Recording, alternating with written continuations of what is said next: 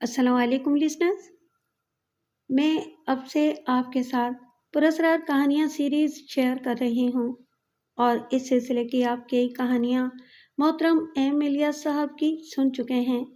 میں گاہے بگاہے ایم الیاس اور ایم راحت کی بھی پراسرار کہانیاں آپ کے ساتھ شیئر کرتی رہوں گی۔ تو آئیے پراسرار کہانیاں سیریز کے سلسلے کی پہلی کہانی سنتے ہیں، جس کا عنوان ہے آخری اچھا۔ تو آئیے شروع کرتے ہیں۔ عصمت علی کو ایک شاندار اور بڑے پلاٹ کی تلاش تھی جس پر انہیں بنگلہ تعمیر کروانا تھا۔ عصمت علی کا شمار شہر کے بلڈرز میں ہوتا تھا۔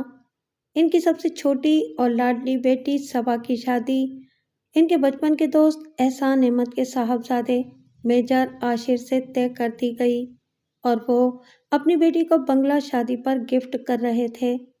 ایک ہفتے کے اندر انہوں نے بے شمار پلاٹ ریجیکٹ کیے۔ اس وقت بھی وہ بڑی سی ایزی چیئر پر دراز تھے اور پلاٹ کے بارے میں ہی سوچ رہے تھے کہ ان کا شاندار فون مدھر اور مدھم آواز میں بجنے لگا۔ وہ اٹھے اور نگاہ اسکرین پر ڈالی۔ نمبر ان کے خاص دوست یزدانی کا تھا۔ ان کے چہرے پر مسکراہٹ آ گئی۔ انہوں نے انگلی اسکرین پر رکھی اور کال ریسیو ہو گئی۔ آج کیسے غریب کو یاد کیا آپ نے یزدانی صاحب؟ دوسری جانب سے ایک زوردار کہکہا سنائی دیا۔ پھر آواز آئی، غریب اور آپ؟ عصمت علی، اگر غریب ایسے ہونے لگے نا تو سب اپنے غریب ہونے کی دعائیں کریں گے، اور جہاں تک بات ہے تمہیں یاد کرنے کی، تو تم جیسے بے وفا آدمی کو کون یاد کرے؟ یزدانی صاحب نے مصنوعی ناراضگی ظاہر کی۔ یار، تمہیں تو پتہ ہے آج کل میں پریشان ہوں پلاٹ کے لیے، سارا وقت اسی چکر میں نکل رہا ہے آج کل۔ عصمت علی نے صفائی پیش کی۔ تو جناب، ہم نے اپنی بیٹی کے لیے ہی فون کیا ہے۔ ایک پلاٹ ہے میرے پاس، بہت ہی شاندار، وہ میرے سالے کا ہے، مگر تم دیکھو اگر پسند آ جائے تو میں صبا کے لیے لے لوں گا اپنے سالے سے۔ یزدانی صاحب نے بات مکمل کی تو عصمت علی کا چہرہ خوشی سے دمکنے لگا۔ او یزدانی، اگر پلاٹ فائنل ہو گیا تو میری آدھی ٹینشن ختم ہو جائے گی۔ میں شام میں چکر لگاتا ہوں اور فون رکھ کر سوچنے لگے، اگر یہ پلاٹ ڈن ہو گیا تو کل ہی سے کنسٹرکشن ورک شروع کروا دوں گا۔ یزدانی صاحب کی بیٹی ہادیہ اور صبا بچپن کی سہیلیاں تھیں اور اسی دوستی کو اور پکا کرنے کے لیے ہادیہ اور صبا کے ماں باپ نے ہادیہ کی منگنی صبا کے بھائی دانیال سے کر دی تھی۔ شام کو عصمت علی اور یزدانی پلاٹ دیکھنے چلے گئے۔ پلاٹ اتنا شاندار تھا کہ عصمت علی کو پہلی ہی نظر میں پسند آ گیا۔ میں کس طرح تمہارا شکریہ ادا کروں یزدانی، میرے پاس الفاظ نہیں ہیں۔ صبا کی شادی سے پہلے مجھے بنگلہ ریڈی کروانا ہے اور کوئی پلاٹ مل کر ہی نہیں دے رہا تھا۔ کیسی باتیں کرتے ہو عصمت علی؟ میں بھی اپنی بیٹی کے لیے مسلسل پلاٹ ڈھونڈ رہا تھا مگر کوئی معیار پر پورا ہی نہیں اتر رہا تھا۔ پھر میرے سالے نے اپنے پلاٹ کا ذکر کیا تو مجھے فوراً صبا یاد آ گئی۔ یزدانی صاحب مسکراتے ہوئے بولے، اچھا تم اب مجھے تمام چیزیں بتا دو، پیمنٹ اور پیپرز وغیرہ کی۔ عصمت علی نے کہا، یہ میرا اور میری بیٹی صبا کا معاملہ ہے، آپ بیچ میں مت بولیں۔ یہ میری طرف سے میری بیٹی کی شادی کا گفٹ ہے، مگر کچھ نہیں۔ عصمت علی نے بولنا چاہا تھا مگر یزدانی نے انہیں قائل کر کے ہی چھوڑا۔ ڈیڈ، کتنا کام باقی ہے بنگلے کا ابھی؟ صبا نے آملیٹ کانٹے سے منہ میں رکھتے ہوئے سوال کیا۔ بیٹا چل رہا ہے کام ابھی تو، عصمت علی نے کافی کا سپ لیتے ہوئے نیوز پیپر پر نظریں جمائے جمائے کہا۔ ڈیڈ، میں نے اور ہادیہ نے بھی دیکھنا ہے بنگلے کا کام، صبا نے چائے کپ میں ڈالتے ہوئے لاڈ سے کہا۔ اوکے میرا بچہ، آج شام میں آ جانا، اب خوش؟ عصمت علی نے کرسی سے اٹھ کر صبا کی پیشانی کا بوسہ لیتے ہوئے کہا۔ یس ڈیڈ، صبا نے خوشی سے جواب دیا۔ 3 بھائیوں سے چھوٹی صبا عصمت علی کی جان تھی، اور بھائی، وہ تو باپ سے بھی کئی قدم آگے تھے صبا کی محبت میں۔ سب بہن بھائیوں میں صرف سب سے بڑے بھائی احمر کی شادی ہو چکی تھی۔ احمر کی بیوی ماہین رشتے میں صبا کی کزن لگتی تھی۔ احمد سے چھوٹے بھائی دانیال کی منگنی ہادیہ سے ہو گئی تھی، جبکہ سب سے چھوٹا بھائی ارسل ابھی فری تھا۔ صبا بہت پیاری، معصوم اور زندہ دل ہونے کے ساتھ ساتھ کافی خوبصورت بھی تھی۔ اس کی شخصیت میں سب سے نمایاں شے اس کے سنہری ریشم جیسے لمبے بال تھے جو ٹخنوں کو چھوتے تھے۔ گھر والوں کے لیے وہ ایک جیتی جاگتی گڑیا تھی۔ صبا نے ہادیہ کو کال کر کے تیار رہنے کا کہا اور کود کر گاڑی میں بیٹھ گئی۔ چلیے رحمان بابا، اس نے جلدی سے کہا تو ڈرائیور رحمان بھی مسکرایا۔ اس کو عصمت علی کے الفاظ یاد آ گئے، اس لڑکی کے اندر خون نہیں کرنٹ دوڑ رہا ہے۔ پھر صبا نے ہادیہ کو اس کے گھر سے پک کیا اور پھر کچھ دیر میں وہ بنگلے کی لوکیشن پر پہنچ گئیں۔ پھر انہوں نے بنگلے کا جائزہ لیا۔ عصمت علی کے مینیجر نے ان کے لیے ٹیبل اور چیئرز کا انتظام کیا ہوا تھا۔ پھر وہ گھوم پھر کر ٹیبل پر آ گئیں۔ کیا موڈ ہے؟ صبا نے ہادیہ سے پوچھا۔ پیزا، اس نے سن گلاسز اتارتے ہوئے کہا، اور صبا نے پیزا اور سافٹ ڈرنک منگوائیں۔ جب ان کی چیزیں آ گئیں تو وہ دونوں کھانے کے ساتھ ساتھ باتیں کرنے لگیں۔ اتنے میں عصمت علی بھی آ گئے۔ او جناب، یہاں تو پارٹی ہو رہی ہے، انہوں نے مذاق کرتے ہوئے کہا۔ Uncle please join it, Hadia نے انہیں اپنی آفر کی۔ نو بیٹا تھینکس۔ ابھی وہ بات ہی کر رہے تھے کہ انہیں ایک طرف سے ہلکا سا شور سنائی دیا۔ ان کا دھیان اسی طرف ہو گیا۔ صبا سے رہا نہ گیا اور وہ اٹھ کر اسی جانب چل دی۔ اسے آتا دیکھ کر مینیجر نے سب کو راستہ چھوڑنے کو کہا۔ کیا بات ہے ندیم صاحب، یہ شور کیسا ہے؟ اس نے مینیجر سے پوچھا۔ میڈم، کچھ ملا ہے یہاں سے، اس نے بتایا۔ پھر ایک ملازم سیاہ کپڑے میں لپٹی ہوئی کوئی چیز لے آیا۔ کیا ہے اس میں؟ صبا کو جستجو ہو رہی تھی، اور پھر اس کے معلوم کرنے پر ملازم نے کپڑے کی تہہ کھولی تو اس میں ایک مورتی تھی، ایک عورت کی، جس نے ساڑی باندھی ہوئی تھی اور اس کی چوٹی بل کھا کر اس کے ٹخنوں تک آ رہی تھی۔ اس کا انداز رقص کرنے والا بنایا گیا تھا اور پیروں میں گھنگرو بندھے ہوئے تھے۔ کیا بات ہے، یہ ہجوم کیسا ہے؟ عصمت علی کی آواز پر ملازم سیدھے ہو گئے۔ سر، یہ مورتی ملی ہے کھدائی سے، ندیم صاحب بولے۔ یہ کوئی اتنی اہم بات تو نہیں ہے کہ سارا کام روک دیا جائے۔ اس طرح کی چیزیں تو ملتی رہتی ہیں اکثر کھدائی میں۔ پھینکو اس کو اور کام دوبارہ شروع کرو، انہوں نے کہا تو سب اپنے اپنے کاموں میں لگ گئے۔ صبا کی نگاہیں مورتی پر ہی جمی ہوئی تھیں۔ عصمت علی کے حکم پر ملازم مورتی کو لے جانے لگا تو صبا ایک دم چیخی، رکو! ملازم رک گیا۔ پھر صبا نے عصمت علی سے کہا، ڈیڈ، کیا یہ میں رکھ سکتی ہوں؟ ٹھیک ہے، اگر تمہیں یہ پتھر کی مورت پسند آ رہی ہے تو رکھ لو۔ بیٹی کی ایک آواز پر وہ موم کی طرح پگھل گئے۔ صبا نے مورتی کو گاڑی میں رکھوا دیا۔ بیٹا، آپ لوگ گھر جائیں گے یا اور رکنا ہے؟ نو ڈیڈ، ہم نہ گھر جائیں گے نہ رکیں گے، ہم لوگ شاپنگ پر جائیں گے، صبا نے کہا، اور پھر دونوں گاڑی میں بیٹھ گئیں۔ صبا کی واپسی رات کے کھانے پر ہوئی۔ کھانے کے بعد وہ لوگ ٹی وی لاؤنج میں آ گئے۔ ارسل نے جلدی سے اسپورٹس چینل لگا دیا جہاں پر ٹینس میچ چل رہا تھا۔ ارسل، اللہ کے بندے، تم ٹینس سے بور نہیں ہوتے؟ صبا کے لہجے میں اکتاہٹ تھی۔ آپ کیا جانے میڈم ٹینس کو، یہ ومبلڈن فائنل ہے جناب، ارسل نے اسکرین پر سے نظریں ہٹائے بغیر کہا۔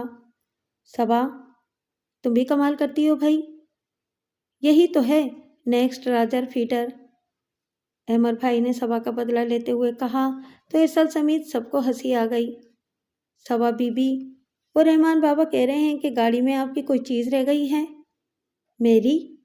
صبا نے سینے پر انگلی رکھتے ہوئے کہا، مجھے تو یاد نہیں آ رہا، میں نے سارے شاپنگ بیگز کمرے میں رکھ دیے تھے، ہادیہ کا کوئی بیگ تو نہیں رہ گیا؟ خیر، آپ لائیے میں دیکھتی ہوں، صبا بولی تو ملازمت چلی گئی۔ اگر ہادیہ کا ہو تو دانیال بھائی کو بھیجنا واپس کرنے، ارسل نے دانیال کو چھیڑتے ہوئے کہا۔ یہ آئیڈیا اچھا ہے، ماہین بھابی نے ارسل کی تائید کی۔ اتنے میں ملازمہ ہاتھ میں مورتی اٹھائے چلی آئی۔ اوہ، اچھا تو یہ رہ گئی تھی۔ صبا نے ماتھے پر ہلکے سے ہاتھ مارا اور پھر جلدی سے مورتی ٹیبل پر رکھوا دی۔ یہ کیا ہے صبا؟ دانیال نے پوچھا۔ بھائی، آج بنگلے کے ایک سائڈ پر کھدائی سے نکلی ہے، مجھے اچھی لگی تو میں لے آئی، صبا نے بتایا۔ پھر سب اس مورتی کی خوبصورتی کی تعریفیں کرنے لگے۔ پھر سب اپنے اپنے کمروں کی جانب بڑھ گئے۔ صبا نے مورتی کو اٹھایا اور اپنے کمرے میں آ گئی۔ پھر کمرے کی اس دیوار کی جانب بڑھی جہاں دیوار میں ڈیکوریشن پیس سجے ہوئے تھے۔ مورتی کو رکھتے ہوئے ایک کیل صبا کی انگلی میں چبھ گئی۔ ایک لمبی سسکاری صبا کے ہونٹوں سے خارج ہوئی۔ خون کی ننھی ننھی بوندیں مورتی پر ٹپک گئیں۔ صبا نے مورتی کو وہیں رکھا اور جلدی سے باتھ روم میں چلی گئی۔ خون کی ننھی ننھی بوندیں مورتی پر ٹپک گئیں۔ صبا نے مورتی کو وہیں رکھا اور جلدی سے باتھ روم میں چلی گئی۔ خون کی وہ ننھی بوندیں مورتی پر کیا پڑیں؟ اس مورتی نے زور زور سے سانس لینا شروع کر دیا اور خون کی بوندیں یوں غائب ہو گئیں جیسے تھی ہی نہیں۔ صبا باتھ روم میں تھی کہ موبائل بجنا شروع ہو گیا۔ صبا انگلی پر دوا لگا کر آئی تو فون بند ہو چکا تھا۔ صبا بیڈ پر لیٹ گئی، اس کی آنکھ فوراً لگ گئی۔ موبائل دوبارہ بجنے لگا۔ صبا نے نیند سے بوجھل آنکھیں کھولیں۔ اسکرین پر عاشر کا نام نظر آ رہا تھا۔ صبا نے کال ریسیو کی اور بھاری آواز میں ہیلو کہا اور پھر عاشر سے باتوں میں وقت کا اندازہ نہیں ہوا، اور جب صبا نے فون بند کیا تو رات کے 2:30 بج رہے تھے۔ صبا نے کروٹ لی اور آنکھیں بند کر لیں۔ وہ مورتی سامنے رکھی تھی اور پھر اس میں سے دھواں سا نکلا اور کمرے میں پھیل گیا۔ پھر آہستہ آہستہ اس نے سمٹ کر ایک وجود کی شکل اختیار کر لی۔ رابعہ بیگم نے اوپر کمرے میں جانے سے پہلے فریج سے پانی کی بوتل نکالی اور اوپر جانے کے لیے سیڑھیاں چڑھنے لگیں۔ سب اپنے کمروں میں سونے کے لیے جا چکے تھے۔ ابھی وہ سیڑھیاں چڑھ رہی تھیں کہ انہیں راہداری میں چھن چھن چھن کی آواز آئی، جیسے کوئی ہولے ہولے قدم بڑھا رہا ہو۔ رابعہ بیگم چونک گئیں۔ کون ہے وہاں؟ انہوں نے زور سے آواز دی، مگر خاموشی رہی۔ انہوں نے راہداری میں دیکھا مگر وہ خالی تھی۔ وہ حیرانی کے سمندر میں غوطے کھانے لگیں۔ کیا وہ چلتے میں خواب دیکھ رہی تھی یا پھر ان کے کان خراب ہو گئے تھے؟ وہ اسی کیفیت میں کمرے میں آ گئیں اور بستر پر لیٹ کر آنکھیں بند کر لیں، مگر ان کی سماعتوں میں وہ چھن چھن چھن کی آواز ابھی بھی گونج رہی تھی۔ ادھر صبا گہری نیند میں تھی اور کوئی اس کو ٹکر ٹکر دیکھے جا رہا تھا۔ پھر جب نظروں سے دل نہ بھرا تو اس نے کانپتے ہاتھوں سے اس کے سنہری بستر پر پھیلے بالوں کو چھوا اور انہیں پیار سے سہلانا شروع کر دیا۔ اس کی آنکھوں میں حیرانی تھی کہ سارا حسن ایک جگہ بھی اکٹھا ہو سکتا ہے۔ صبح صبح یونیورسٹی جانے کے لیے اٹھی تو اسے اپنے پیروں میں کچھ محسوس ہوا۔ اس نے اپنے پیروں پر سے چادر کھینچی تو وہاں کچھ نہیں تھا۔ اس کے پیر بالکل صاف تھے۔ صبا نے جلدی سے اٹھ کر شاور لیا اور ہیئر ڈرائر سے بال سکھانے لگی۔ اسے یونیورسٹی جانے کی دیر ہو رہی تھی۔ جب صبا نے ڈرائر بند کیا تو اسے ایک مرتبہ پھر کوئی چیز الجھتی ہوئی محسوس ہوئی۔ اس نے نیچے دیکھا مگر وہاں کسی چیز کا نام و نشان نہیں تھا۔ صبا نے لمحے بھر کو سوچا اور پیشانے اچکاتے ہوئے کنگھا اٹھایا اور اپنے سنہری بالوں میں پہننا شروع کر دیا۔ اگر اس وقت صبا دیکھ لیتی کہ نیچے کیا ہو رہا ہے تو وہ چیخیں مارنے لگتی۔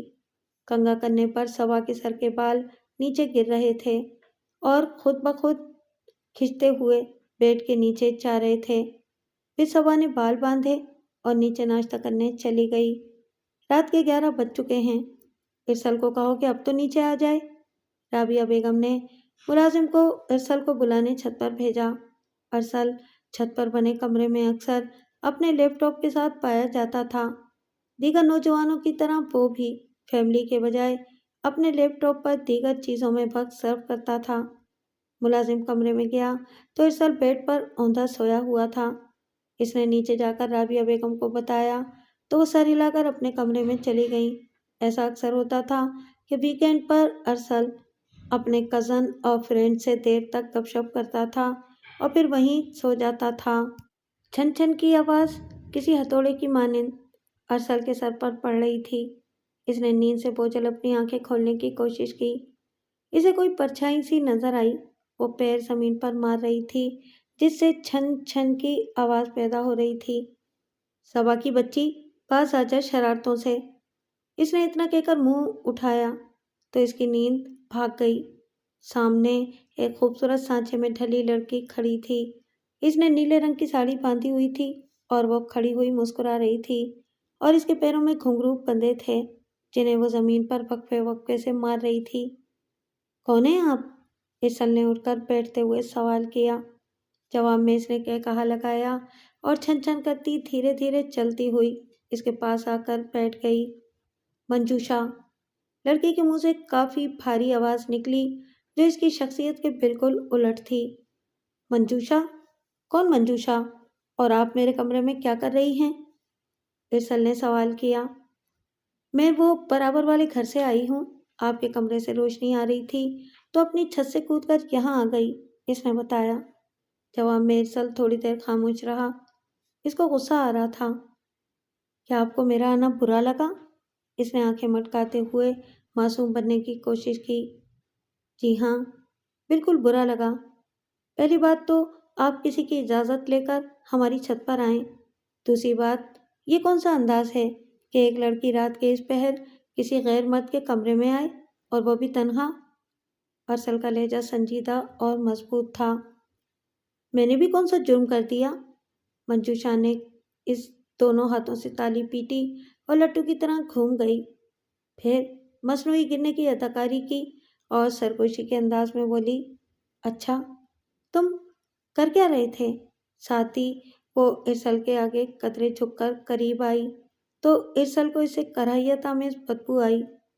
دیکھیے، آپ مہربانی کر کے واپس چلی جائیں۔ ارسل کو اس کا آنا بے حد ناگوار گزر رہا تھا۔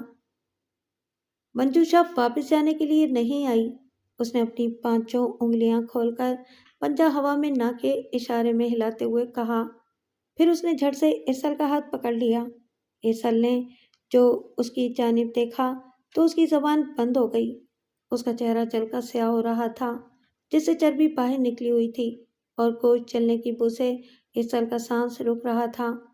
پھر اس کی آنکھوں میں ڈیلو کی جگہ آگ جل اٹھی اور دیکھتے ہی دیکھتے ارسل کا ہاتھ جو اس نے پکڑا تھا گرم ہونے لگا۔ پھر اس سے دھواں اٹھنے لگا۔ ارسل کی آواز بند ہو چکی تھی۔ وہ چاہ کر بھی بول نہیں پا رہا تھا۔ وہ اذیت سے بستر پر لوٹنے لگا۔ پھر اچانک وہ کود کر ارسل کے سینے پر سوار ہو گئی۔ ارسل کو لگا وہ کسی پہاڑ کے نیچے دب گیا ہو۔ اس کا سانس نہیں آ رہا تھا۔ منہ اس کا غبارہ بنتا جا رہا تھا اور پھر ایک دم اس کے منہ سے خون نکلنے لگا اور وہ ٹھنڈا ہو گیا۔ صبح ناشتے کی میز پر سب جمع ہوئے تو ارسل غائب تھا۔ یہ لڑکا بھی نہ رات بھر لیپ ٹاپ لے کر جاگا ہوگا جبھی تو آنکھ نہیں کھلی، رابعہ بیگم نے بڑبڑاتے ہوئے کہا۔ مام، میں اٹھاؤں ارسل بھائی کو؟ سوا نے پوچھا۔ ہاں بیٹا، اٹھاؤ اسے، مام بولی۔ خام میں بیڈمنٹن کھیل رہا ہوگا نڈال کے ساتھ۔ دانیال نے سبا کے کان میں سرگوشی کی تو اس کی ہنسی چھوٹ گئی۔ سبا کرسی سے اٹھی اور دھم دھم کرتی تیزی سے سیڑھیاں چڑھنے لگی۔ اس لڑکی کے اندر بھی کسی جیٹ طیارے کا انجن فٹ ہے، مام نے سبا پر غصہ کیا اور پھر فوراً ہی سبا کے زور زور سے چیخنے کی آواز آئی۔ ارسل بھائی، ارسل بھائی! سب اوپر کی جانب دوڑ پڑے اور وہاں پہنچ کر ان کے قدم اپنی جگہ جم گئے۔ سبا زمین پر بیٹھی چیخ چیخ کر ارسل کو آوازیں دے رہی تھی جبکہ ارسل کا بے جان وجود بستر پر پڑا تھا۔ اس کی حالت بہت خراب تھی۔ اس کا ایک ہاتھ اس قدر جلا ہوا تھا کہ پورا گوشت و چربی نکل آئے تھے۔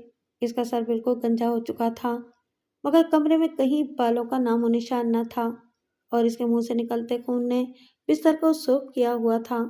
کافی خون ٹھوڑی پر بھی جم گیا تھا۔ سب سن ہو گئے تھے۔ آخر یہ ہوا کیا اور کیسے؟ ارسل کی ڈیڈ باڈی کو اسپتال منتقل کر دیا گیا۔ پوسٹ مارٹم سے پتہ چلا کہ ارسل کی موت پھیپھڑے پھٹنے سے ہوئی۔ مگر یہ سب کیسے ہوا؟ یہ وہ سوال تھا جو سب کو پاگل کیے جا رہا تھا۔ پولیس نے تفتیش کی مگر کوئی خاص وجہ معلوم نہ ہو سکی۔ ارسل کا یوں اچانک مرنا، وہ بھی گھر کے اندر، किसी तरह कोई भी रीज़न सामने ना आ सका। इसल को मनोमट्टी तले दफना दिया गया। पूरे घर में मौत का सन्नाटा छा गया। वो बहन भाई जो आते जाते एक दूसरे से मजाक करते रहते थे, पूरा घर केकाओं से गूंजता रहता था। अब वहाँ सब पत्थर की मूरत बन गए थे। इस कड़े वक्त में आशिर के घर वालों ने अजमत अली और इनकी फैमिली का बहुत साथ दिया और इन्हें हिम्मत दिलाई। अजमत अली और राबिया बेगम ने अपने बाकी बच्चों की खातिर खुद को संभाला, वरना जवान बेटे की नाकहानी मौत ने इन्हें तोड़कर रख दिया था। इनका दिल खून हो रहा था, जो सिर्फ अल्लाह जानता था या फिर वो खुद। वक्त गुजरता रहा और जिंदगी अपनी डगर पर चल पड़ी। अहमद ऑफिस जाने के लिए जल्दी से बाथरूम में घुसा और शावर खोलकर उसके नीचे नहाने के लिए खड़ा हो गया। साबुन उठाने के लिए जब वो झुका तो उसकी निगाह नीचे ज़मीन पर पड़ी तो वो चौंक गया। नीचे ज़मीन पर बालों का ढेर लगा हुआ था। अहमद ने इन बालों को उठाया तो वो इसके अपने बाल थे। इसने जल्दी से शावर बंद किया और दीवार पर लगे कदावर आईने में अपने सर का जायजा लेने लगा। इसका आधा सर खाली खाली लग रहा था।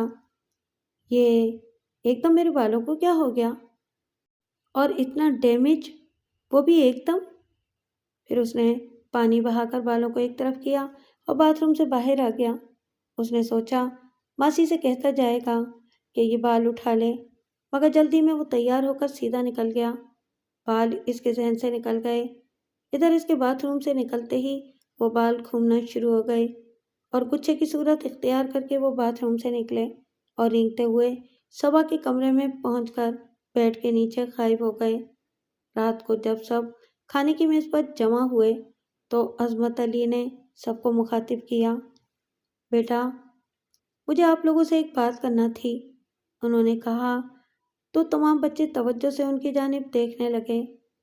वैसे तो पहले सबा की शादी होना थी और फिर दानियाल और हादिया की, मगर अभी सबा की शादी में वक्त है तो मैं सोच रहा हूँ कि पहले हादिया को रुखसत करके घर ले आऊँ। अगर आशिर के अभी आने में दिक्कत ना होती तो मैं सबा की शादी पहले करके दोनों को साथ अपने अपने घर का कर देता, मगर आशिर अभी आ नहीं सकता, इसलिए सिर्फ दानियाल और हादिया की शादी अभी कर देते हैं। मेरी तो यही मर्जी है, आप सबकी क्या राय है? वो जानना भी तो ज़रूरी है, उन्होंने तफसील से कहा। डैड, जैसे आपकी मर्जी, आप और माम जो चाहें वो हमको मंजूर है, अहमद ने पानी का घूंट हलक से उतारने के बाद कहा। बेटा दानियाल, तुम्हारी क्या मर्जी है? राबिया बेगम ने दानियाल को मुखातिब किया। जो आपका फैसला हो मॉम, दानियाल ने सादतमंदी से कहा। सबा, तुम्हारी तबीयत तो ठीक है ना? माहिन भाभी ने सबा से कहा, जो कि ढीली ढाली से बैठी प्लेट में चावलों को चमचे से इधर उधर कर रही थी। इतनी बड़ी खबर और इस जैसी आफत की पुड़िया का यूं खामोश रहना माहिन को अजीब सा लगा। माहिन के कहने पर सबकी नजरें सबा पर जा ठहरी। सबा, अजमत अली ने इसे आवाज़ दी। Yes dad. सबा ने नजरें उठाई तो वो बहुत भारी हो रही थी। क्या हुआ बेटा? उन्होंने पूछा। डैड, कुछ थकन सी हो रही है, लगता है कि हल्का हल्का टेम्परेचर भी है, सबा ने कहा तो अमर भाई ने जल्दी से इसकी पेशानी को छुआ। वो तप रही थी। सबा, टेम्परेचर मामूली नहीं है, चलो अंदर जाओ और आराम करो, कल यूनिवर्सिटी मत जाना, मैं डॉक्टर को कॉल करता हूँ, उन्होंने हिदायत दी। ओके भाई, सबा ने कहा और खड़ी हुई तो इसकी आंखों के आगे अंधेरा आ गया। इसका हाथ गिलास पर लगा और पूरी टेबल पानी पानी हो गई। आई एम सॉरी, सबा बोली। कोई बात नहीं सबा, दानियाल ने जल्दी से गिलास उठाया। माहीन, सबा के साथ जाओ, अहमद ने माहीन से कहा तो वो जल्दी से सबा को थामकर कमरे में ले जाने लगी। इधर अजमत अली ने यजदानी साहब से बात की। यजदानी साहब को भला क्या इतराज़ हो सकता था? उन्होंने फौरन अजमत अली को हाँ कह दी। सबा, आज तबीयत कैसी है? माहिन ने पूछा। अच्छी है भाभी, डॉक्टर अंकल ने अच्छी दवाई दी थी। ठीक है, तो फिर कल हम शॉपिंग पर चलेंगे, वक्त कम है और काम ज़्यादा, माहिन भाभी ने सबा की किताबें समेटते हुए कहा। دونوں نے شادی کی شاپنگ شروع کر دی اور صبا ہر چیز لینے سے پہلے ہادیہ کی رائے لیتی، کیونکہ ہادیہ اس کی بیسٹ فرینڈ تھی جو کہ اب اس کی بھابھی بھی بننے جا رہی تھی۔ اس وقت بھی دونوں لدی ہوئی گھر آئیں۔ صبا تو صوفے پر دراز ہو گئی، تھک گئیں بہت۔ ماہین بھابھی نے صبا کے بالوں میں انگلیاں پھیرتے ہوئے کہا، ہاں بھابھی، کافی دنوں سے خود کو لیزی محسوس کر رہی ہوں۔ صبا نے آنکھوں پر ہاتھ رکھتے ہوئے کہا، اچھا، میں ذرا شاور لے کر آتی ہوں اور تمہارے لیے کافی بھجواتی ہوں، ماہین نے کہا۔ تھینکس بھابھی، صبا نے کہا اور ماہین چلی گئی اور صبا کا فون بجنے لگا۔ اسکرین پر عاشر کا نمبر تھا۔ صبا نے کال ریسیو کی اور بات کرنے لگی۔ ماہین نے جلدی سے شاور لے کر باہر آئی اور کمرے میں ڈریسنگ ٹیبل کے آگے کنگھا کرنے لگی۔ اس کی نگاہ شیشے میں آتی پیچھے دیوار پر لگی کھڑکی پر گئی۔ شام کے 7 بجنے والے تھے۔ اوہ، اتنا وقت ہو گیا، احمر بھی آتے ہوں گے۔ ان کی گرین ٹی بھی نہیں بنائی۔ احمر کی عادت تھی آفس سے آ کر وہ گرین ٹی ضرور پیتا تھا۔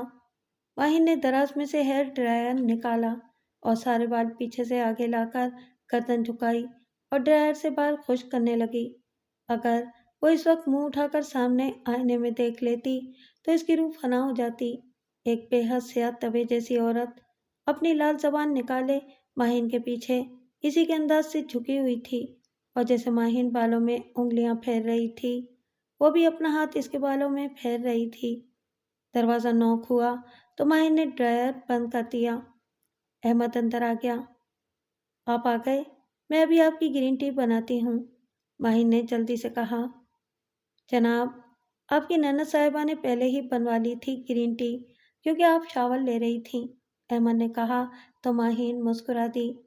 احمد باتھ روم میں چلا گیا اور ماہین اس کا بیگ رکھنے لگی۔ کمرے کی زمین پر پڑے بال تیزی سے گچھے کی صورت میں آئے اور چلتے ہوئے باہر نکل گئے۔ ان کا رخ صبا کے کمرے کی طرف تھا۔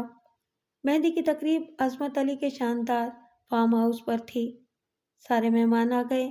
صبا کو عاشر کی فیملی کا انتظار تھا۔ وہ بہت خوبصورت لگ رہی تھی۔ اس نے چوڑی دار پاجامہ اور بھاری کامدار فراق پہنا ہوا تھا اور اس کے حسین لمبے بالوں کی چوٹی ایک طرف ڈلی ہوئی تھی جس میں موتیے کی کلیاں پروئی ہوئی تھیں۔ صبا پر جس کی نظر پڑتی اس میں ستائش ہوتی۔ پھر اسے سامنے سے اپنی نند نرمین آتی دکھائی دی تو اس کا چہرہ کھل اٹھا۔ نرمین سے بھی اس کی کافی دوستی تھی۔ مہندی کی رسمیں شروع ہوئیں تو ختم ہوتے ہوتے رات کے 3 بج گئے۔ مہمانوں کو رخصت کر کے صبا کی فیملی بھی گھر آ گئی۔ صبا نے اپنے کمرے میں آ کر کپڑے بدلے اور بستر پر بیٹھ کر چوڑیاں اتارنے لگی۔ چوڑیاں اتار کر اس نے سائڈ باکس پر رکھیں اور جیسے ہی مڑی اس کی آنکھوں کے آگے دھواں چھا گیا اور اس کے اوپر خنودگی طاری ہونے لگی اور وہ آہستہ آہستہ بستر پر دراز ہوتی چلی گئی۔ ادھم سے بیڈ پر اوندھی گری اور پیر ہوا میں آگے پیچھے ہلانے لگی جس سے اس کی پنڈلیوں میں بندھے گھنگرو بجنے لگے۔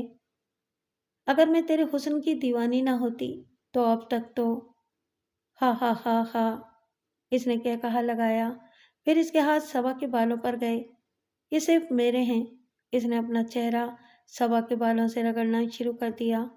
صبح ہوئی اور ناشتے کی میز پر سب کے منہ جمائیاں لے لے کر پھٹے جا رہے تھے۔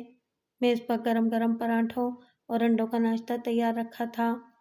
صبا جب اپنی کرسی پر آ کر بیٹھی تو دانیال صبا کو دیکھ کر چونک گیا۔ صبا کی سفید رنگت کچھ تپی تپی سی ہو رہی تھی۔ صبا چندا، طبیعت ٹھیک نہیں ہے کیا؟ اس نے سوال کیا۔ جی بھائی، صبا نے مختصر جواب دیا اور پراٹھے کا نوالا بنا کر منہ میں رکھ لیا۔ رات دیر بھی تو اتنی ہو گئی تھی، وہ تو بڑوں نے جلدی کی ورنہ بچوں کی منشا تو رت جگہ کرنے کی تھی۔ رابعہ بیگم نے چائے کا کپ اٹھاتے ہوئے کہا۔ بھائی، آپ کے بالوں کو کیا ہو رہا ہے؟ دانیال نے احمد سے سوال کیا جس کا پورا سر نظر آ رہا تھا۔ ہاں یار، کچھ پرابلم ہو رہی ہے، تقریبات ختم ہو جائیں تو پھر کسی ہیئر اسپیشلسٹ کے پاس جاتا ہوں، احمد بھائی نے کہا۔ سب لوگ وقت سے اپنی تیاری کر لینا، جو چیز رہتی ہے ابھی دیکھ لو ورنہ اینڈ بارات کے وقت سب یاد آئے گا۔ عصمت علی نے تمام بچوں کو باور کرایا۔ صبا، تمہاری تیاری تو مکمل ہے نا؟ ماہین بھابھی نے پوچھا۔ ہے تو بھابھی، مگر میں سوچ رہی ہوں کہ کچھ اور پہن لوں۔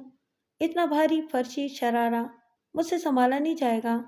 میری طبیعت کچھ ٹھیک نہیں ہے، صبا نے بوجھل انداز سے کہا۔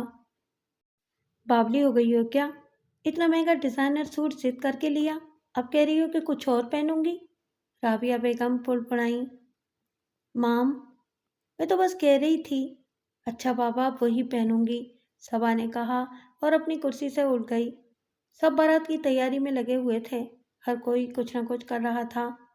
صبا، ذرا میری ساڑی کا پلو سیٹ کر دو۔ ماہین بھابھی ہاتھ میں پن لیے صبا کے کمرے میں آئیں۔ لائیے، صبا بولی اور بھی اس نے ماہین کی ساڑی کا پلو سیٹ کر دیا۔ تم ریڈی ہو؟ انہوں نے پوچھا۔ بس یہ دوپٹہ ٹھیک کر لوں پھر آتی ہوں، صبا نے آئینے میں دیکھتے ہوئے کہا۔ ماہین روم سے چلی گئی۔ صبا دوپٹہ ٹھیک کر کے باہر نکلنے لگی۔ ایک دم اس کی آنکھوں کے آگے سیاہ دھند چھا گئی۔ صبا کو اپنا جسم رسیوں میں جکڑا محسوس ہوا۔ اس کو اپنے اوپر اتنا وزن محسوس ہونے لگا کہ اس کے پیر منو بھاری ہو گئے۔ اسے کھڑا نہیں ہوا جا رہا تھا۔ وہ بیڈ پر گرتی چلی گئی اور پھر لمحے بھر میں ایک دم چست انداز میں کھڑی ہو گئی۔ سب گاڑیوں میں بیٹھ کر روانہ ہو گئے۔ بارات مقررہ جگہ پر پہنچ گئی تو ڈھول اور بینڈ بجنا اسٹارٹ ہو گئے۔ صبا گاڑی سے اتری اور کھڑی ہو گئی۔ ڈھول کا بجنا تھا کہ صبا کے پیروں نے تھرکنا شروع کر دیا۔ پھر تو وہ ہوا جس کا عصمت علی کے پورے خاندان میں کبھی تصور بھی نہیں کیا گیا ہوگا۔ صبا نے لوگوں کو دونوں ہاتھوں سے دھکیلا اور بیچ میں آ کر ٹھمکے لگانے لگی۔ اس نے فرشی شرارے کو ہاتھوں سے پکڑا اور ٹخنوں سے بھی اوپر کر لیا۔ اس کے سارے پیر نظر آنے لگے اور دیوانوں کی طرح اس نے ناچنا شروع کر دیا۔ ناچتے ہوئے اس کے بالوں کے بل خود بخود کھلتے چلے گئے۔ اس نے دونوں ہاتھوں سے زور زور سے تالیاں پیٹنی شروع کر دیں۔ پھر اسے جانے کیا ہوا کہ اس نے پورا لپٹا دوپٹہ کھینچا اور دور پھینک دیا۔ وہ انتہائی بےہودگی سے کودنے لگی۔ سب لوگ اسے دیکھ کر دانت نکال رہے تھے اور تفریح لے رہے تھے۔ پھر اس نے پاس کھڑے لوگوں سے بےہودہ حرکتیں شروع کر دیں۔ احمد دوڑتا ہوا آیا۔ اس کے ہاتھ میں صبا کا دوپٹہ تھا۔ اس نے صبا کے منہ پر اتنی زور سے تھپڑ مارا کہ وہ لہرا کر دور جا پڑی۔ عصمت علی نے ایک اور تماچا اس کے منہ پر مارا اور اسے دھکیل کر گاڑی میں بٹھا دیا۔ ماہین جلدی سے اسے لے کر گھر چلی گئی۔ جو لوگ عصمت علی کی فیملی کو جانتے تھے ان کے منہ حیرت سے کھلے ہوئے تھے کہ صبا جیسی شرم و حیا والی لڑکی کو آخر ہوا کیا۔ عصمت علی اور ان کی فیملی کا شرمندگی کے مارے برا حال ہو رہا تھا۔ وہ کس منہ سے لوگوں کو فیس کرتے؟ ایسے میں یزدانی اور احسان صاحب نے ان کی مدد کی۔ احسان احمد، میں شرمندہ ہوں۔ صبا تمہارے گھر کی ہونے والی بہو ہے اور اس نے سب کے سر شرم سے جھکا دیے، عصمت علی نے رہا سے ہو کر کہا۔ ایسا بھی کچھ نہیں ہوا عصمت علی، اب جانے بھی تو، بچے اپنی خوشی انجوائے کرتے رہتے ہیں اور آج تو موقع ہی خاص ہے، بھائی کی بارات ہے۔ آج کل بچے فلم دیکھ کر وہی سب طریقے اختیار کرتے ہیں۔ احسان صاحب نے ماحول کو ہلکا پھلکا کرنے کی کوشش کی۔ وہ خود صبا کی اس حرکت پر حیران تھے۔ عصمت علی نے یزدانی سے ریکویسٹ کی اور جلدی نکاح کر کے رخصتی کروا لی۔ ان کا بس نہیں چل رہا تھا کہ گھر پہنچ کے وہ صبا کے ساتھ کیا کریں۔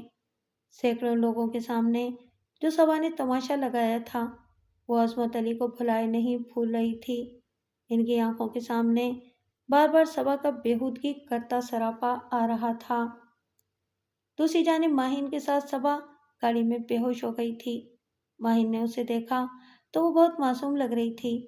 وہ صبا کو اچھی طرح جانتی تھی، وہ کبھی بھی کسی کے لیے شرمندگی کا باعث نہیں بنی۔ کمرے میں صبا بیڈ پر بے سود لیٹی رہی۔ ماہین اسے بڑی مشکل سے گاڑی سے لائی تھی۔ ماہین کے کمرے سے نکلتے ہی وہ وہاں آ گئی۔ ان پھول جیسے گالوں کو اتنی بے دردی سے کچلا ہے ظالم نے تھپڑ مار کر۔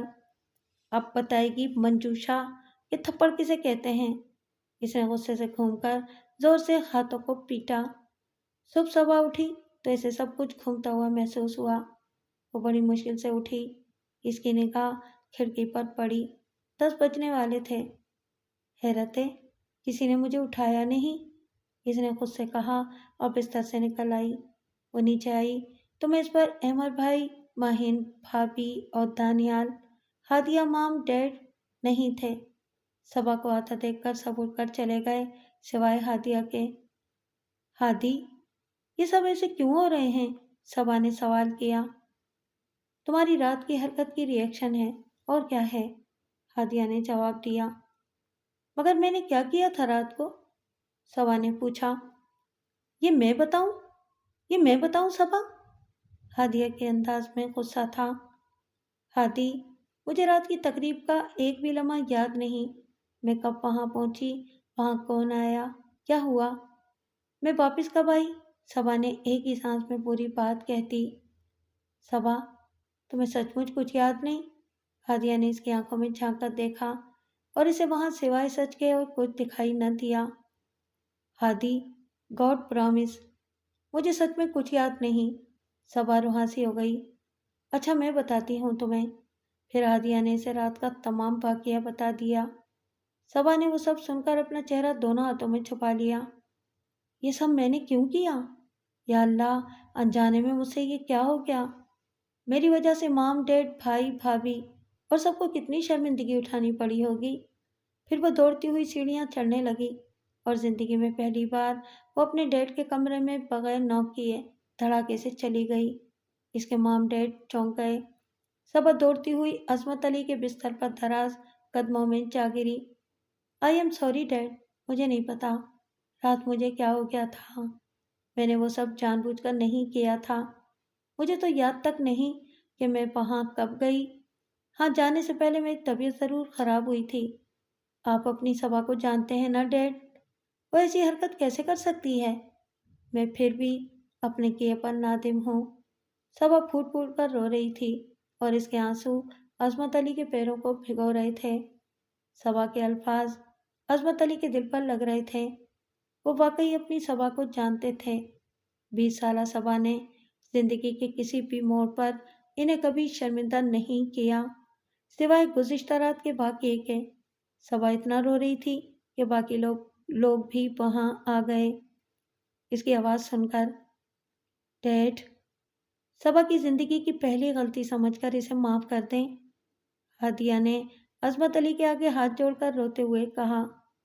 صبا کے ساتھ ساتھ وہ بھی رو رہی تھی۔ آخر وہ اور صبا ایک جان دو قالب تھے۔ اور پھر عصمت علی کا کانپتا ہوا ہاتھ صبا کے سر پر آیا تو صبا بے اختیار ان کے سینے سے لگ کر دھاڑیں مارنے لگی۔ سب نے باپ بیٹی کو اکیلا چھوڑ دیا۔ ماہین، میرا فون نہیں مل رہا ہے، احمد نے ادھر ادھر ٹٹولتے ہوئے کہا۔ یہیں تو دیکھا تھا میں نے، شاید بیڈ پر تھا، ماہین نے کلائی میں جڑاؤ کنگن پہنتے ہوئے کہا۔ ماہین بیٹا، رابعہ بیگم نے اسے آواز دی تھی۔ جی موم، ابھی آئی، ماہین نے احمد سے کہا۔ آپ دیکھیے، میں جا رہی ہوں، اور کمرے سے نکل گئی۔ احمد نے بیڈ پر دیکھا، تکیہ اٹھا کر دیکھا، مگر فون کہیں نہیں تھا۔ اتنے میں ملازم آیا اور بولا، احمد صاحب، ساری گاڑیاں نکل رہی ہیں، سیٹھ صاحب آپ کو بلا رہے ہیں، ان سے کہو کہ آپ لوگ چلیں، میں فون لے کر اپنی گاڑی میں آ جاؤں گا۔ اور پھر سب لوگ چلے گئے۔ احمد نے کچھ دیر کمرے میں اپنا فون ڈھونڈا مگر فون نہیں ملا تو اس نے شانے اچکائے اور خود بھی کمرے سے نکلنے لگا۔ ایک دم اسے اپنی پیٹھ کے پیچھے اپنے موبائل کی رنگ سنائی دی۔ وہ تیر کی طرح پلٹا اور بےتاب نگاہوں سے آواز کی سمت کا تعین کرنے لگا۔ پھر جو اس کی تلاش ختم ہوئی تو آواز بیڈ کے نیچے سے آ رہی تھی۔ احمد نے بیڈ کے نیچے جھک کر قالین کا کونا ہٹایا تو موبائل پڑا تھا، مگر اب وہ خاموش ہو چکا تھا۔ احمد نے فون اپنے کوٹ کی جیب میں رکھا اور جانے کے لیے مڑا، مگر فوراً ہی رک گیا۔ سامنے ایک عورت کھڑی تھی، گہرا میک اپ کیے، سرخ رنگ کی ساڑی باندھے۔ جی، آپ کون ہیں محترمہ؟ احمد نے جھجکتے ہوئے سوال کیا۔ منجوشا، اس نے ہونٹوں کو گول کرتے ہوئے اپنا نام بتایا۔ وہ منہ میں پان چبائے جا رہی تھی۔ احمد کو اس کا یہ عامیانہ انداز بہت ناگوار گزرا۔ میرا مطلب ہے کہ آپ یہاں کیسے آئیں؟ پہلے تو آپ کو کبھی نہیں دیکھا، احمد نے کہا۔ اب تو دیکھ لیا نا، اس نے آنکھیں مٹکاتے ہوئے کہا۔ کیا مطلب ہے آپ کا؟ احمد کی آواز میں غصہ تھا۔ آپ تو ناراض ہو گئے، میں آپ کی بہن کے ساتھ ہوتی ہوں، سب چلے گئے، صرف آپ ہیں یہاں، تو میں یہاں چلی آئی۔ اس نے ساڑی کا پلو دانتوں میں دبا کر مٹکتے ہوئے کہا۔ معاف کیجیے گا، میں نے آپ کو کبھی پہلے نہیں دیکھا۔ کیا آپ صبا کی دوست ہیں؟ آپ لیٹ ہو گئی ہیں، صبا تو اب جا چکی ہے۔ تم لے چلو نا اپنے ساتھ، اس نے ساڑی کا پلو درست کرتے ہوئے کہا۔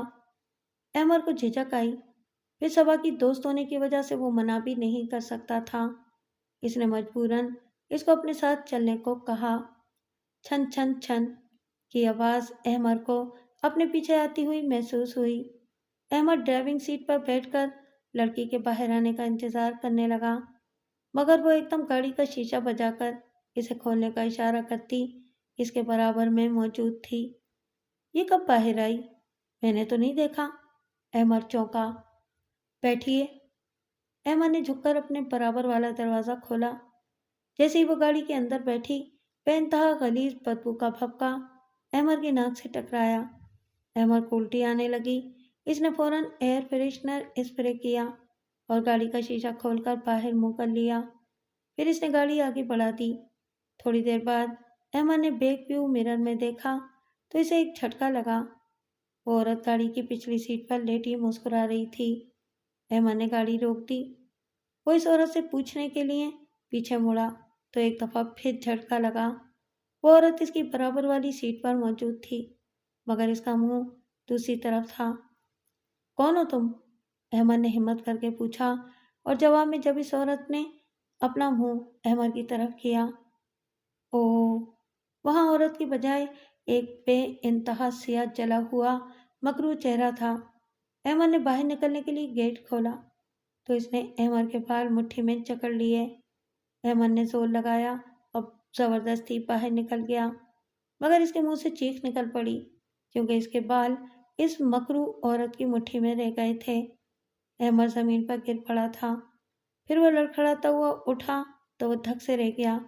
وہ سیاہ چہرے کی عورت بالکل اس کے سامنے تھی۔ اس نے ایک زوردار تھپڑ احمد کے منہ پر مارا کہ احمد کا جبڑا تڑاک کی آواز سے چٹک گیا۔ احمد درد کی شدت سے لرزنے لگا۔ وہ گہرے گہرے سانس لے کر تڑپ رہا تھا۔ تیری اتنی ہمت کہ منجوشا کی چیز پر ہاتھ اٹھائے؟ وہ اپنی آنکھوں سے شعلے اگلتی اس کے سر پر آ پہنچی۔ پھر اس نے احمد کو ٹانگوں سے گھسیٹا اور ہوا میں اٹھا کر گاڑی کے سامنے موجود شیشے پر پھینکا تو احمد کا جسم شیشے توڑتا ہوا آدھا اندر گھس گیا۔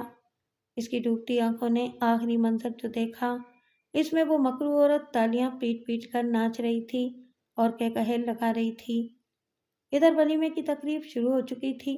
وہاں اتنی گہما گہمی تھی کہ پہلے تو کسی کو بھی احمد کی غیر موجودگی محسوس نہ ہوئی، لیکن جب تھوڑی دیر گزری اور پھر فوٹو سیشن اسٹارٹ ہوا تو سب کے پوز بننے لگے۔ جو پیئرز تھے وہ الگ، جو سنگل تھے وہ الگ۔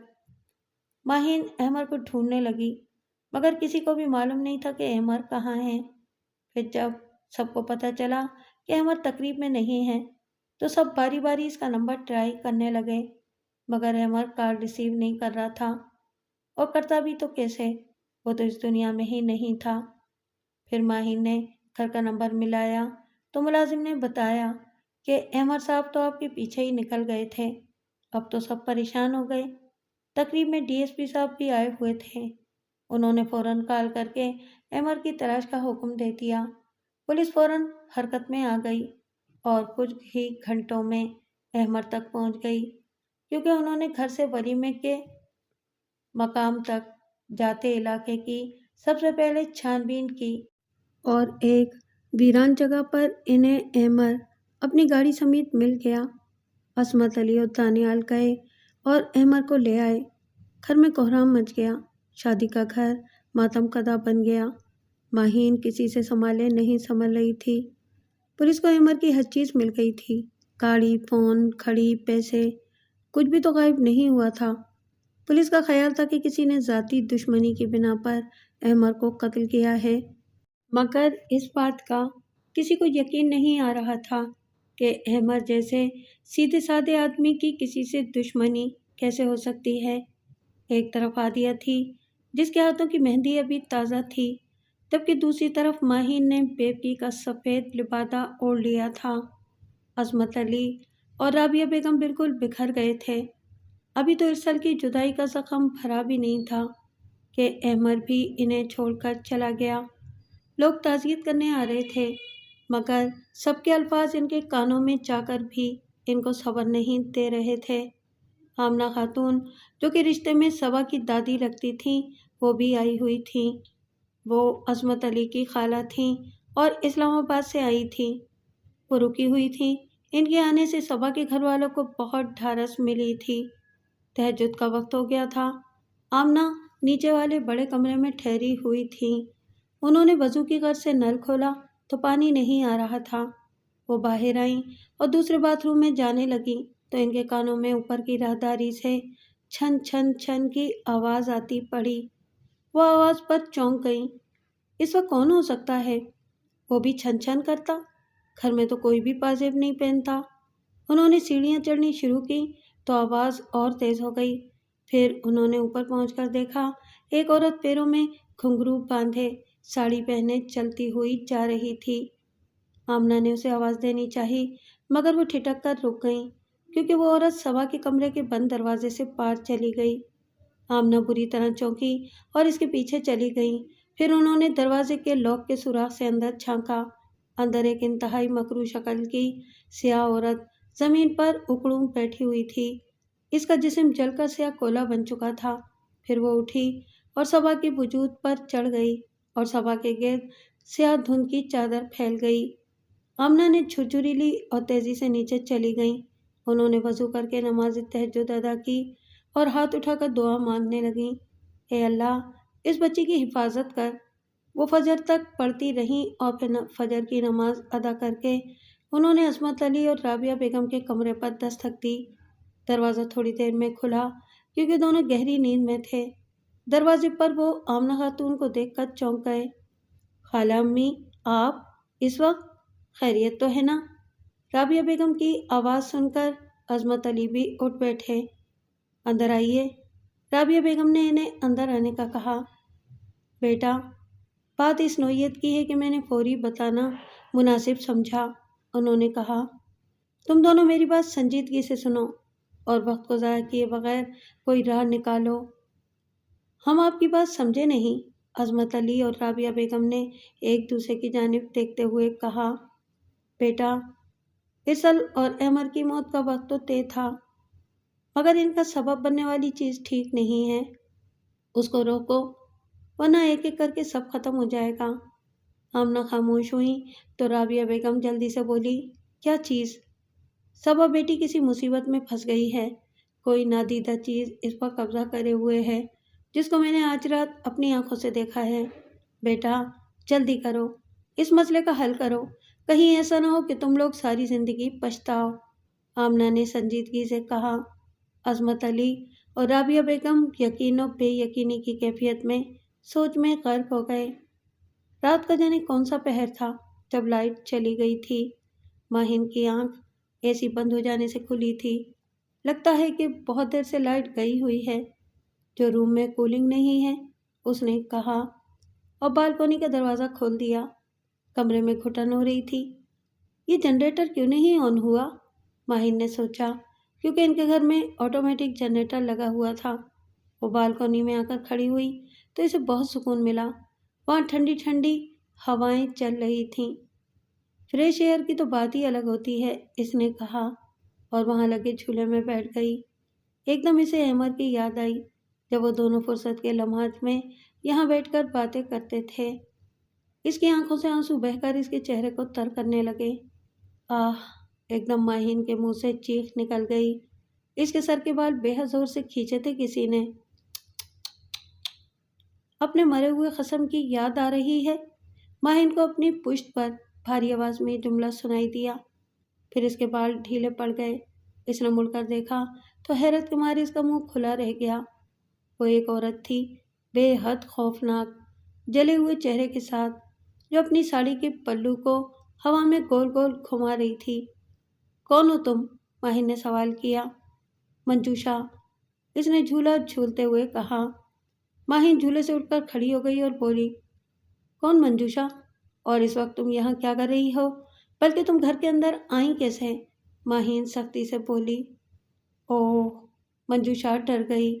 इसने सहम कर अपने दोनों हाथों से अपने सीने को भींचते हुए कहा। अबे रुक कर क्या कहे लगाने लगी। वो इतनी खौफनाक लग रही थी कि माहिन डर गई। माहिन चीखी। इस औरत ने माहिन को बालों से पकड़कर झूले की पाइप पर इसका सर जोर से दे मारा। पाइप लोहे का था। माहिन के माथे से खून का फव्वारा बुलंद हो गया। दर्द से उसका पूरा वजूद झंझना गया। क्या हुआ मेरी रानी?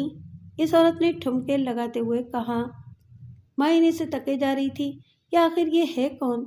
फिर इस औरत ने माहिन को बालों से पकड़कर उठाया और बोली, फिक्र मत कर, तुझे तेरे खसम के पास भेज रही हूँ। और फिर माहिन को बालकोनी से नीचे धक्का दे दिया। माहिन के बाल इसकी मुट्ठी में रह गए और इसका जिस्म धप की आवाज़ से संगमरमर की पक्की ज़मीन पर गिरा। माहिन ने आखिरी हिचकी ली और ख़त्म हो गई। इसके जिस्म के गिर्द खून का तालाब साफ बन गया था। राबिया बेगम नींद में थी कि इन्हें माहिन की आवाज़ सुनाई दी। वो इन्हें आवाज़ दे रही थी, मॉम। वो हड़बड़ाकर उठ गईं। कमरे में खामोशी थी और लाइट गई हुई थी। ये मेरा वहम था कि माहिन ने सचमुच मुझे आवाज़ दी थी। उन्होंने अजमत को उठाया। क्या हुआ? उन्होंने परेशानी से पूछा। मुझे माहिन की चीखने की आवाज़ आई थी। राबिया बेगम बोली, आप देखिए, ये जनरेटर ऑन क्यों नहीं हुआ? मुलाजिम भी अपने क्वार्टर में होंगे। अच्छा, मैं आपके साथ चलता हूँ और किसी मुलाजिम को कहता हूँ। उन्होंने टार्च चलाई और सीढ़ियाँ उतरने लगे। अजमत अली और राबिया बेगम का बेडरूम सेकंड फ्लोर पर था। इसी फ्लोर पर अहमद और माहिन से छोटे भाई दानियाल और एसर का कमरा था, जबकि फर्स्ट फ्लोर पर अहमद, माहिन और सबा का रूम था। इससे पहले कि वो सीढ़ियाँ उतरते, इन्हें छन छन की आवाज़ सुनाई दी। अजमत अली ने फौरन टार्च बंद कर दी। अंधेरे में कोई चल रहा था, जिसके चलने से छन छन की आवाज़ आ रही थी। अंदाज इसका लहराता हुआ था और फिर वो आवाज़ सबा के कमरे के सामने गायब हो गई। वो दोनों वहीं सीढ़ियों पर साकित बैठे रह गए। इनके कानों में आमना के अल्फाज गूंज रहे थे, अली, मैं पहले भी इस तरह की आवाज़ सुन चुकी हूँ, मगर मैंने इस पर ध्यान नहीं दिया था। मगर अब खाला की बात याद आ गई। इनका कहना बिल्कुल ठीक है। राबिया बेगम बोली। इतने में लाइट खुद ब खुद जल गई। राहदारी अब खाली थी। चलें बेगम, माहिन को देखते हैं। फिर वो दोनों राबिया बेगम और अजमत माहिन के कमरे की तरफ गए। राबिया बेगम ने कमरे के दरवाजे पर दस्तक देकर आवाज़ दी, माहिन, माहिन बेटा। मगर कोई जवाब न आया, तो उन्होंने दरवाज़ा दोबारा नॉक किया, मगर ना कोई जवाब आया, न दरवाज़ा खुला। तो राबिया बेगम ने हैंडल घुमाया तो दरवाज़ा खुल गया। पहले वो खुद अंदर गईं, लाइट ऑन की, वहाँ कोई न था और अटैच बाथरूम का दरवाज़ा भी खुला हुआ था। माहिन वहाँ भी नहीं थी। फिर राबिया बेगम ने अजमत अली को आवाज़ दी। वो अंदर आए। सब जगह देखा, मगर वो नज़र न आई। फिर बालकोनी के दरवाजे से झूले की चूं चूं की आवाज़ आई, जैसे कोई झूल रहा हो। अच्छा, तो ये वहाँ बैठी है, राबिया बेगम ने मुस्कुराते हुए कहा और दोनों बालकोनी की जानिब बढ़ गए। मगर वहाँ खाली झूला आगे पीछे झूलता इन्हें मुंह चिढ़ा रहा था। यहाँ भी नहीं है माहिन, उन्होंने कहा। जैसे ही अजमत अली वापस जाने के लिए मुड़ने लगे, तो इनकी नज़र सामने बालकोनी की ग्रिल पर फंसे दुपट्टे पर पड़ी। तो वो तेज़ी से वहाँ आए और वहाँ इस दुपट्टे को निकालने के लिए झुके, तो इनकी नज़र नीचे गई और वो सन्नाटे में आ गए। नीचे माहिन का वजूद खून के तालाब में डूबा पड़ा हुआ था। राबिया, राबिया इधर आओ, उन्होंने घबराते हुए कहा। राबिया बेगम दौड़कर आईं और नीचे देखकर वो भी सुन हो गईं। इनके घर में ये तीसरी मौत थी। दोनों दौड़कर नीचे आए और फिर सारे घर को माहिन की मौत का पता चल गया। दानियाल और हादिया परेशान हो गए। اور صبا کو بتانے اس کے کمرے میں گئے، مگر صبا سو رہی تھی۔ ہادیہ نے اسے جگایا اور جب صبا کی آنکھیں کھلیں تو ہادیہ کئی قدم پیچھے ہٹ گئی۔ صبا کی آنکھوں میں ڈیلوں کی جگہ خالی تھی۔ دفع ہو جا، صبا کے منہ سے بھاری آواز نکلی۔ ہادیہ الٹے قدموں کمرے سے باہر چلی گئی، مگر اس نے باہر آ کر کسی کو نہیں بتایا کیونکہ اس وقت سچویشن بہت نازک تھی۔ سب کو اس نے یہی کہا کہ صبا کی طبیعت ٹھیک نہیں ہے، اس لیے اسے نہیں جگایا جائے۔ آمنہ تو پہلے ہی اسلام آباد جا چکی تھیں، ان کی عمرے کی فلائٹ تھی۔ پولیس کی کارروائی کے بعد عصمت علی نے اپنے پارٹنر سلمان آفاقی سے مسئلے کا ذکر کیا، کیونکہ وہ جانتے تھے کہ سلمان آفاقی اس معاملے میں ان کی مدد کر سکتے ہیں۔ سلمان آفاقی نے انہیں اگلے دن کال کرنے کو کہا، پھر انہوں نے عصمت علی کو اپنے گھر آنے کا کہا۔ عصمت علی ان کے پاس چلے گئے، انہوں نے بات شروع کی۔ عصمت، تم نے مجھے ساری بات بتائی ہے، اس کا ذکر میں نے ایک بہت خاص انسان سے کیا ہے، ان کا نام ہے عمر حیات۔ وہ بہت ہی نیک، پرہیزگار اور قابل انسان ہیں، بہت علم ہے ان کے پاس، دینی اور دنیاوی دونوں طرح کا۔ اللہ نے انہیں سب کچھ دیا ہے، دولت، عزت، علم۔ ان کے والد بہت بڑے عالم دین تھے، وہ ان کے شاگرد بھی رہے ہیں۔ لوگ انہیں شاہ صاحب کہتے ہیں۔ ہم انہی کے پاس جا رہے ہیں۔ اللہ کا شکر ہے کہ وہ صبا بیٹی کے معاملے کے وقت ملک میں موجود ہیں، ورنہ وہ مشکل سے ہی ملک میں ہوتے ہیں۔ پوری دنیا میں ان کا آنا جانا لگا رہتا ہے، لیکچرز ہوتے ہیں اور باقی وقت وہ تبلیغ کرتے ہیں۔ اتنا سب ہونے کے باوجود وقت بچے تو اللہ کے بندوں کی پریشانیاں ختم کرنے میں ان کی مدد کرتے ہیں۔ سلمان آفاقی نے تفصیل سے ان کے بارے میں بتایا۔ میری بچی ٹھیک ہو جائے گی نا؟ کیونکہ کل ہادیہ نے اسے عجیب حالت میں دیکھا تھا۔ اس وقت تو وہ کچھ نہ بولی، مگر اس نے رات کو سب گھر والوں کو صبا کے بارے میں بتایا۔ انشاءاللہ بیٹی ضرور اچھی ہو جائے گی۔ پھر دونوں طے شدہ وقت پر شاہ صاحب عمر حیات سے ملنے ان کے گھر پہنچ گئے۔ گاڑی جب ایک شاندار بنگلے کے سامنے رکی تو عصر کی اذان ہو رہی تھی۔ وہ اندر گئے تو ملازم نے انہیں ڈرائنگ روم میں بٹھایا اور انتظار کرنے کا کہا۔ تھوڑی دیر بعد اس کمرے میں ایک شخصیت نمودار ہوئی، سفید شلوار قمیض میں ملبوس، سرخ و سفید رنگت اور سفید داڑھی کے پیچھے ایک نورانی سا چہرہ۔ انہیں دیکھ کر عصمت علی ان کی شخصیت میں گم ہو گئے۔ انہوں نے سلمان آفاقی سے ہاتھ ملا کر جب عصمت علی کی جانب ہاتھ بڑھایا تو وہ کھوئے ہوئے تھے۔ السلام علیکم جناب، انہوں نے زور سے عصمت علی کو مخاطب کیا تو وہ جھینپ گئے اور جلدی سے ان کے سلام کا جواب دے کر مصافحہ کیا۔ پھر وہ سب صوفوں پر بیٹھ گئے۔ عصمت صاحب، سلمان صاحب نے مجھے آپ کے بارے میں سب تفصیل سے بتا دیا ہے، اگر اس کے علاوہ کوئی خاص بات آپ بتانا چاہیں تو ضرور بتائیں، شاہ صاحب نے کہا۔ نہیں جناب، کچھ بھی نہیں بتانے کے لیے، میں تو خود پریشان ہوں کہ آخر یہ سب ہو کیا رہا ہے اور ہمارا کیا واسطہ ان چیزوں سے۔ عصمت علی بولے، کوئی ایسی چیز ہے جو اس عرصے میں آپ کے گھر آئی ہو؟ شاہ صاحب نے سوال کیا۔ نہیں جناب، اس سال کی موت سے پہلے سے ہمارے گھر میں کوئی نئی چیز نہیں آئی، نہ ہی کوئی فرنیچر وغیرہ چینج ہوا ہے، عصمت نے یاد کر کے بتایا۔ اچھا ٹھیک ہے، پھر تو معلوم کرنا پڑے گا، آپ ٹھہریے، انہوں نے کہا اور کمرے سے چلے گئے۔ ان کی واپسی کافی دیر میں ہوئی۔ ان کے ہاتھ میں ایک سفید طے کیا ہوا کاغذ تھا۔ وہ انہوں نے عصمت علی کے ہاتھ میں دیتے ہوئے کہا، جمعرات کے روز مغرب سے کچھ پہلے اس کاغذ کو جس جگہ آپ نے وہ سایہ دیکھا تھا کسی بھاری چیز کے نیچے دبا دیجیے گا، پھر دیکھتے ہیں کیا معاملہ ہے، ادھر میں اپنے طور سے معلوم کرنے کی کوشش کرتا ہوں۔ پھر وہ لوگ واپس آ گئے اور عصمت علی نے ان کی ہدایت کے مطابق وہ کاغذ مطلوبہ جگہ پر رکھ دیا۔ وہ صبا کے کمرے میں آئی اور چونک گئی، پھر اس نے اپنی آنکھیں بند کیں اور جھٹ سے کھول دیں۔ وہ غصے سے پھنکار رہی تھی۔ منجوشا کو کھوجنا چاہتے ہو؟ کچھ معلوم نہیں کر سکو گے، اسی کھوج میں لگے رہو، میں اپنی چیز لے جاؤں گی، بس 3 دن کی تو بات رہ گئی ہے۔ پھر جھٹ سے زمین پر پالتی مار کر بیٹھ گئی۔ اس نے اپنی آنکھیں بند کر لیں اور پھر اس کے ہونٹ تیزی سے حرکت کرنے لگے۔ اچانک کمرے کے چاروں کونوں سے بال نمودار ہونے لگے اور دیکھتے ہی دیکھتے پورا کمرہ بالوں سے بھر گیا۔ پھر اس نے آنکھیں کھول کر ان بالوں پر پھونک ماری تو ان بالوں کا رخ صبا کے بستر کی طرف ہو گیا۔ بال بڑھ رہے تھے اور اس نے زور زور سے تالیاں پیٹ پیٹ کر ناچنا شروع کر دیا۔ اگلی صبح جب ملازمہ صبا کو ناشتے کے لیے بلانے گئی تو اس کے کمرے کے دروازے پر بالوں سے جال بنا ہوا تھا۔ اس نے انہیں دیکھا تو واپس آ کر سب کو بتایا۔ دانیال اوپر بھاگا۔ اس نے ان بالوں کو کاٹ کر ہٹانا چاہا مگر وہ نہ ہٹے۔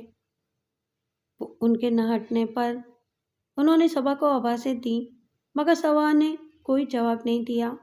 عصمت علی نے جلدی سے فون نکالا کہ وہ عمر حیات شاہ صاحب سے بات کریں۔ اتنے میں انہی کی کال آ گئی۔ عصمت علی نے انہیں جلدی سے آنے کا کہا۔ تھوڑی دیر میں شاہ صاحب آ گئے۔ انہوں نے ایک گلاس پانی منگوایا اور اس پر کچھ پڑھ کر دم کیا اور اس پانی کو ان بالوں پر چھڑکا تو وہ جلنے لگے اور جل کر چرمر ہو گئے۔ انہوں نے دروازہ کھولا اور اندر گئے۔ اندر کا منظر دیکھ کر رابعہ بیگم کی چیخیں نکل گئیں۔ پورا کمرہ بالوں میں جکڑا ہوا تھا اور صبا کے پورے وجود پر بالوں کا جال بنا ہوا تھا۔ شاہ صاحب نے سب کو کمرے کی چوکھٹ تک محدود رہنے کا کہا اور اندر گئے۔ کمرے میں ہر شے بالوں سے جکڑی ہوئی تھی سوائے ایک مورتی کے۔ شاہ صاحب نے اس مورتی کو اٹھایا اور کمرے سے باہر آ گئے۔ انہوں نے مورتی کو اپنے گھر لا کر پڑھائی شروع کی اور پھر انہوں نے عصمت علی کو بتایا کہ کچھ پردہ ہے جو انہیں معلوم نہیں کرنے دے رہا۔ آپ نے جہاں سے مورتی کو کھوجا ہے وہیں سے کچھ معلوم ہو سکے گا۔ پھر وہ لوگ یزدانی کے سالے سے ملے۔ اس نے بتایا کہ انہوں نے اس زمین کو بنجاروں سے خالی کرایا ہے۔ اب وہ ریل کی پٹی کے دوسری طرف ایک بستی میں رہتے ہیں۔ پھر عصمت علی اور عمر حیات دونوں ان بنجاروں کی بستی میں گئے اور ان کے گرو سے معلومات کی۔ اس نے بتایا کہ اس بارے میں اس کی ماں پدما دیوی آپ لوگوں کی مدد کر سکتی ہے۔ پھر شاہ صاحب نے پدما دیوی کو وہ مورتی دکھائی اور پوچھا، آپ اس کے بارے میں کچھ جانتی ہیں؟ پدما دیوی ایک بوڑھی عورت تھی۔ اس نے پہلے تو غور سے مورتی کو دیکھا اور پھر اس کی آنکھوں میں خوف لہرایا اور اس کے ہونٹوں سے نکلا، منجوشا۔ یہ منجوشا کون ہے؟ عصمت علی نے سوال کیا۔ اس کو کیوں نکالا ہے بابو جی؟ اب بڑا ظلم ہوگا اور خون کی ہولی پھر سے شروع ہو جائے گی۔ اس کے ہاتھ لرز رہے تھے۔ اسی لیے تو آپ کے پاس آئے ہیں، یہ جاننے کے لیے کہ یہ کون ہے اور اس کا مقصد کیا ہے۔ پھر پدما دیوی بولنا شروع ہوئی۔ ہمارا یہ ٹولہ بہت پرانا ہے۔ منجوشا کی ماں اور میری ماں بہنیں تھیں۔ ہمارا پیشہ ناچ گانا ہے۔ جب منجوشا نے جنم لیا تو وہ بے حد بدصورت تھی۔ اس کی ذات میں ایک بہت بڑی خرابی تھی کہ اس کا تعلق تیسری جنس سے تھا۔ پہلے ہی وہ بدصورت تھی، پیدائشی وہ گنجی تھی، اوپر سے یہ کہ وہ عورت تھی نہ مرد۔ یہ چیز اسے بہت دکھ دیتی تھی۔ اوپر سے لوگوں کا یہ جاننے کے بعد اس کے ساتھ رویہ اچھوتوں جیسا ہو گیا تھا۔